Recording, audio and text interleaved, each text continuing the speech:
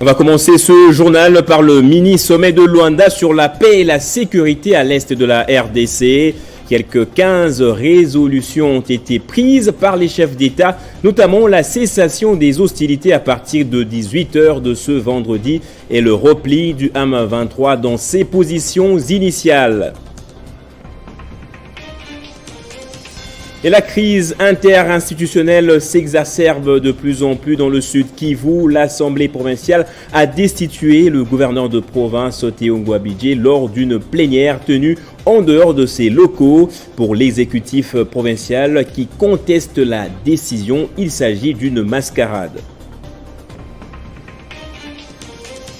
Et en Afrique, le cadre de dialogue interguinéen débute ce jeudi sans les grands partis politiques de l'opposition. Le RPG est allié, l'ANAD et le FNDC boycottent ces concertations qu'ils estiment ni franches, ni loyales, ni sincères.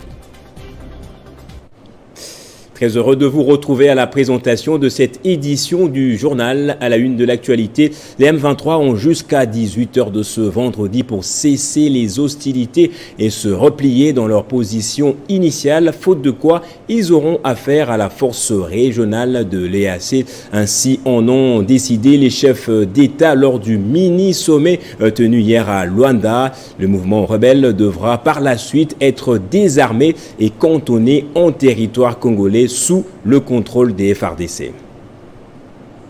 Ce mini-sommet avait pour objectif d'établir un calendrier de mise en œuvre des actions prioritaires en vue de la cessation des hostilités et du retrait immédiat du M23 des localités congolaises occupées, le tout en coordination avec le processus de Nairobi et la feuille de route de Luanda. Les chefs d'État ont ainsi constaté la détérioration de la situation sécuritaire et la poursuite des actions militaires du M23. Ils ont aussi mis en exergue l'armement de plus en plus sophistiqué dont dispose le M23 pour mener ses actions contre les forces armées de la RDC et souligner la persistance des forces négatives et terroristes dans l'est de la RDC qui constituent une menace pour la paix, la sécurité et la stabilité dans la sous-région. Partant de ces constats, les participants à ce mini-sommet appellent à une série de mesures inscrites dans un calendrier très serré. On y retrouve notamment un appel à la cessation des hostilités en général et en particulier des attaques du M23 contre les forces armées de la RDC et la MONUSCO dès ce vendredi 25 novembre à 18h. Les chefs d'État en appellent aussi au respect du processus de paix de Nairobi, de la feuille de route de Luanda et des conclusions de Bujumbura et soutiennent le déploiement de la force régionale de l'EAC. Parallèlement, le M23 doit se retirer des zones occupées et se replier sur ses positions initiales à Sabinyo sous le contrôle des FARDC, des forces régionales en collaboration avec la MONUSCO. Le texte prévoit aussi la mise en place d'une zone tampon avec le soutien de la MONUSCO et des forces régionales comme prévu dans le cadre des négociations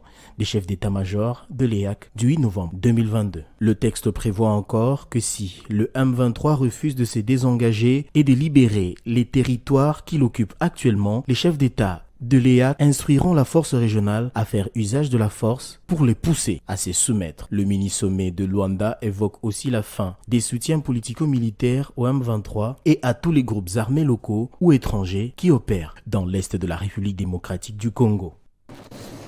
Et la situation est très grave pour les déplacés internes en RDC dans la mesure où ces derniers n'ont pas d'abri, pas accès aux soins de santé adéquats, mais aussi pas de nourriture. Bref, une situation catastrophique. Pour cette raison, les Congolais sont appelés à exprimer leur solidarité aux victimes des conflits armés au Nord Kivu, en Ituri et au Grand Bandundu en adhérant à la campagne de collecte de fonds dénommée Par Amour. L'appel a été lancé par le ministre des Affaires sociales et Action humanitaire, Modeste Mutinga. Il appelle les Congolais en général et les personnes morales à participer activement avec des dons en espèces ou en nature à la campagne de collecte des fonds pour sauver les déplacés en situation de détresse. Nous pensons que les personnalités, les membres du gouvernement, les membres de l'Assemblée nationale et du Sénat, les PDG des entreprises publiques et privées, nous invitons tout le monde à souscrire. Ceux qui vont venir le 5 pourraient amener leur chèque, peut-être en spécimen plus élargi, pour manifester leur amour pour la patrie. Les dons récoltés serviront à la construction d'abris durables dans le cadre de relèvement socio-économique des personnes déplacées internes, à la réhabilitation des écoles dans les milieux affectés par les conflits au Nord Kivu, en Ituri et dans l'espace de Grand Bandundu, à la réhabilitation des centres de santé et la fourniture des médicaments, à l'assistance humanitaire en faveur des 500 000 ménages des personnes déplacées internes se trouvant dans les sites collectifs d'hébergement, ainsi qu'à la mise en place des filets, des protections en faveur de la jeunesse recrutée dans le cadre de la mobilisation générale. Prioritairement, ce sont les abris. Ensuite, de l'eau potable. Ensuite, les soins de santé et viennent les vivres et les non-vivres. Nous leur demandons de souscrire pour soulager la détresse de ces nombreux Congolais en déplacement qui ne savent où passer la nuit, qui n'ont rien à manger, qui ne savent pas se faire soigner. Il faut les secourir. Il y a urgence. Une cérémonie officielle de cette collecte est prévue le 5 décembre au studio Maman Anguibi de la télévision nationale congolaise. Et direction la province de l'Ituri à présent où le gouverneur militaire Luboya Nkashama a rassuré les veuves des militaires quant à l'amélioration de leurs conditions sociales. C'était lors d'une tribune organisée au siège du gouvernorat. Les veuves militaires de la 32e région militaire en Ituri doivent bénéficier de leur dû normalement. Leurs maris ont servi avec loyauté la nation jusqu'au sacrifice suprême. Dans une tribune d'expression populaire organisée à l'esplanade du gouvernorat, ces veuves ont soulevé toutes les difficultés liées à leur paiement, une première initiative du genre saluée par ces veuves. Pour le gouverneur de province et commandant des opérations, cet échange permettra de mettre fin aux antivaleurs qui minent les forces armées. Pour ce qui est du traitement de ces veuves, question d'améliorer leurs conditions salariales. Ce qu'il a fait, aucun de gouverneur ne l'a jamais fait. C'est la première fois de voir un tel acte. Le gouverneur nous a accueillis avec amour et considération. Nous, le veuve de militaires, nous sommes remplis de joie pour cet échange avec l'autorité provinciale. Ça, c'est la voie de sortie de nos problèmes. Faisant d'une pierre deux coups, le lieutenant général Luboya Nkashama a rappelé à la population l'importance de s'enrôler massivement au sein des forces armées de la RDC, telles que voulues par le chef de l'État Félix-Antoine Tshisekedi. Donc il faudrait qu'elle se rende compte que non, voilà, nous sommes bien traités. Nous aurons aussi la chance, et ceux qui sont au front seront plus forts et seront vigoureux, courageux et peuvent se sacrifier parce qu'ils savent que, voilà, les veuves seront bien traitées. Depuis l'avènement de l'état de siège en Ituri, les conditions salariales de ces veuves connaissent une amélioration. Combat acharné du commandant suprême des FARDC Félix-Antoine Tshisekedi qui ne ménage aucun effort pour assurer le bien-être de sa population. Un engagement traduit par le peuple d'abord, un slogan qui se matérialise du jour au lendemain. Et au sud Kivu, la tension ne baisse pas entre le gouvernement et l'Assemblée provinciale. Après les troubles d'hier, le bureau d'âge a pu tenir aujourd'hui sa plénière devant examiner la motion de censure initiée contre le gouvernement provincial. 27 députés provinciaux ont voté pour ce document selon les médias, mais l'exécutif provincial a rejeté cette décision. On écoute à ce sujet Jérémy Bassi-Mané, porte-parole du gouvernement. Des sources sûres renseignent que hier tard la nuit du mercredi 23 novembre 2022, les motionnaires ont signé un PV d'une plénière qui n'a pas encore eu lieu et qu'ils comptent lire ce jeudi 24 novembre 2022 et dire que la motion de censure contre le gouvernement provincial a été votée à la majorité absolue avec des noms et des signatures truquées. Nous prenons à témoin la population du Sud Kivu, toutes les autorités compétentes et les députés épris de paix et de la stabilité des institutions provinciales, car il s'agit là des actes de rébellion et de complicité d'atteinte à la sûreté de l'État qui sont punissables par le code pénal congolais. Le vice-premier ministre, ministre de l'Intérieur, Sécurité, Décentralisation et Affaires coutumières, Daniel Anselo Okito Wankoe, par son message du 23 novembre 2022, a instruit à son Excellence Monsieur le gouverneur des provinces et au président de l'Assemblée provinciale du Sud Kivu, avec copie au service de sécurité, d'interdire toute initiative sur le plan politique de nature à engendrer un trouble à l'ordre public. Et on va parler à présent du processus électoral en RDC à quelques jours du lancement des opérations de révision du fichier électoral et la publication du calendrier. Le mouvement international des femmes dynamiques d'Afrique que dirige Mami Moujani Freebox est allé échanger avec Denis Kadima. MIFDA s'est engagé à jouer sa partition à travers la sensibilisation de la femme à prendre part active à toutes les étapes plutôt prévues jusqu'aux échanges de 2023. Il était important qu'on vienne voir le président aujourd'hui, nous entretenir avec lui. La CENI va bientôt lancer la sensibilisation en rapport avec les enrôlements. Et cela cadre aussi avec les objectifs de MIFDA, le Mouvement international des femmes dynamiques d'Afrique, qui a pour objectif aussi de sensibiliser la femme à s'impliquer dans la gestion de son pays à travers la politique.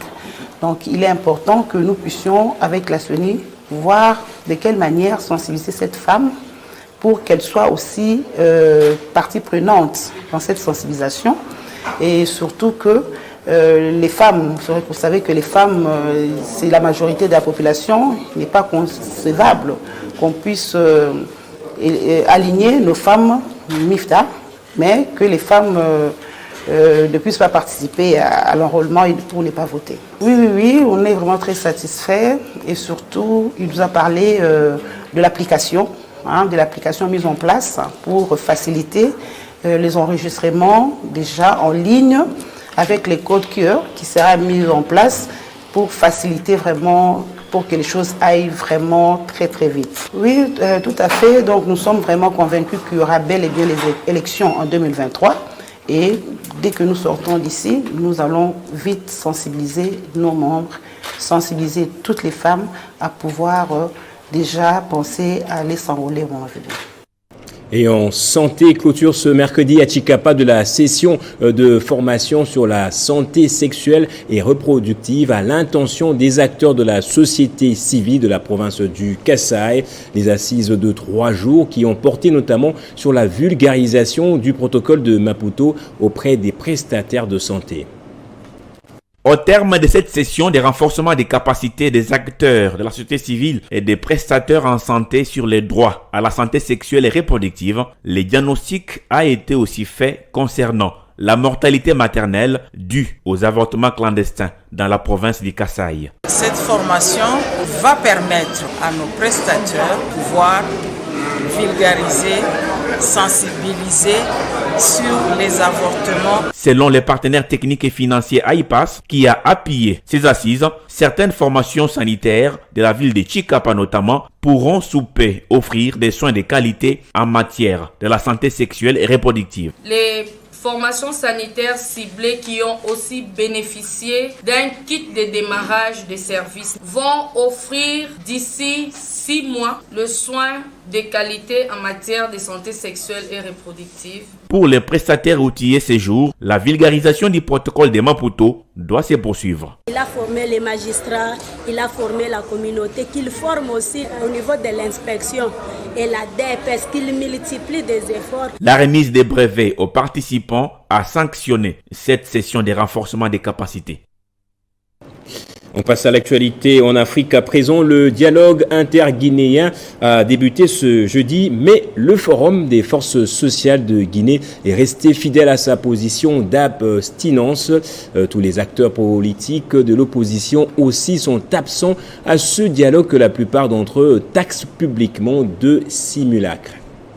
Après avoir refusé de désigner des délégués pour le dialogue interguinéen, le Forum de forces sociales de Guinée a annoncé par un communiqué intitulé « Les raisons de la non-participation du FFSG aux rencontres prévues du 24 novembre au 15 décembre 2022 en Guinée », publié hier par deux médias guinéens. Ses opposants annoncent qu'ils ne prendront pas part au dialogue interguinéen dont l'ouverture est prévue ce jeudi 24 novembre à Conakry. Le Front National pour la défense de la Constitution, mouvement politique de l'opposition, lui aussi sort un communiqué dans lequel il taxe des simulacres le dialogue interguinéen qui se tient bel et bien sous l'impulsion du Comité national du Rassemblement pour le développement, le gouvernement militaire de la transition. Dans les 10 communiqués, il est déclaré, je cite, le CNRD et le gouvernement dans leur obstination sans précédent s'entraînent dans l'arrogance, le mépris et le déni de la réalité dans lequel le pays est plongé depuis un an. Notons que ce dialogue, controversé en Guinée, n'a pas su se faire accepter à l'unanimité, quoique selon les pouvoirs en place, le dit dialogue portera des solutions idoines aux crises que traverse le pays, entre autres la crise politique. C'est le rappel des titres à présent. Le mini-sommet de Luanda sur la paix et la sécurité à l'est de la RDC s'est déroulé sans Paul Kagame. Quelques 15 résolutions ont été prises par les chefs d'État, notamment la cessation des hostilités à partir de 18h de ce vendredi et le repli du M23 dans ses positions initiales. Et la crise interinstitutionnelle s'exacerbe de plus en plus dans le sud Kivu. L'Assemblée provinciale a destitué le gouverneur de province Théo Ngouabidje lors d'une plénière tenue en dehors de ses locaux. Pour l'exécutif provincial qui conteste la décision, il s'agit d'une mascarade. Et en Afrique, le cadre de dialogue inter-guinéen débute ce jeudi sans les grands partis politiques de l'opposition. Le RPG est allié, l'ANAD et le FNDC boycottent ces concertations qu'ils estiment ni franches, ni loyales et ni sincères. La revue de presse est dans un instant.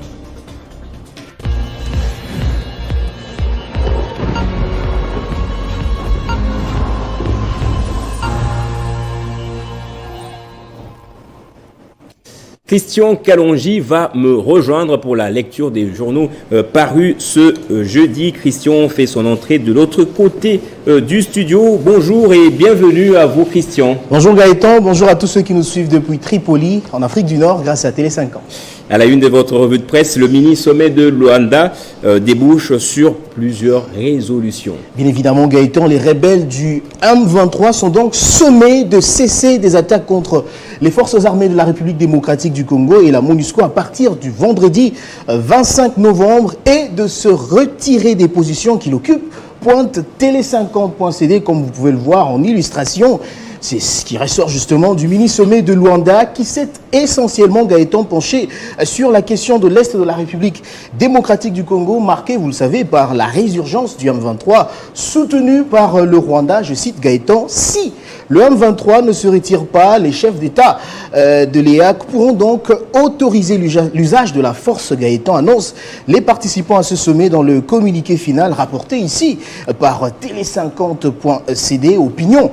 Info.cd qui s'intéresse aussi à ce sujet, titre pour sa part, mini-sommet de Luanda, un ultimatum sévère de 48 heures accordé aux rebelles du M23 pour mettre fin à leurs activités criminelles. Selon ce média en ligne, Gaëtan, les mini-sommets a également décidé donc du respect total des exigences des communiqués des conclaves des chefs de l'État de l'EAC du 21 avril et du 20 juin 2022, processus de Nairobi et de la feuille de route de Luanda du 6 juillet 2022, processus de Luanda et des conclusions de l'Assemblée extraordinaire, Gaëtan, des réunions des chefs d'État, major général des forces armées de l'EAC, Bujumbura, 8 novembre 2022. Pour sa part, Gaëtan, Info.cd indique qu'il a aussi été décidé de la création d'une zone tampon avec l'appui de la MONUSCO, du mécanisme des vérifications ad hoc de la force régionale et de l'EAC dans l'Est de la République démocratique du Congo. Gaëtan, un sommet qui a fait réagir à chaud le ministre de la Communication et Médias, Patrick Mouya, qui, selon Mediacongo.net, estime que Kigali n'a pas d'autre choix que de souscrire à un schéma commun. Gaëtan, il faut noter que ce mini-sommet s'est déroulé sans le président rwandais qui a brillé par son absence. Oui, justement, il était représenté par le ministre des Affaires étrangères, Vincent Biruta. Et votre deuxième et dernier sujet, Christian Kalonji, dans le cadre de son projet anti-mine, la Corée mobilise 6 millions de dollars pour la RDC. Bien évidemment, 6 millions de dollars, vous l'avez dit, telle est donc la somme que la République de Corée, à travers son agence de coopération internationale, a mis sur la table en vue de matérialiser son projet anti-mine durable en République démocratique du Congo, rapporte la prospérité, ce pour soutenir justement les réfugiés des guerres, les déplacés internes ainsi que les communautés affectées. Gaëtan, la signature de cet accord a eu lieu mardi entre l'Agence coréenne de coopération internationale et l'Agence des Nations Unies pour la lutte anti-mine. La bonne gestion dans la durée des zones dangereuses suite à des mines antipersonnelles consécutives à un cycle de conflits armés en République démocratique du Congo depuis plus de 2 décennies et donc le cheval de bataille de l'Agence coréenne de coopération internationale. Ce projet Gaëtan va s'étaler sur 2 ans. Merci beaucoup Christian Kalonji pour cette lecture. Je vous en prie Gaëtan Babouranzi. Et merci à vous également, madame, monsieur, d'avoir suivi ce journal.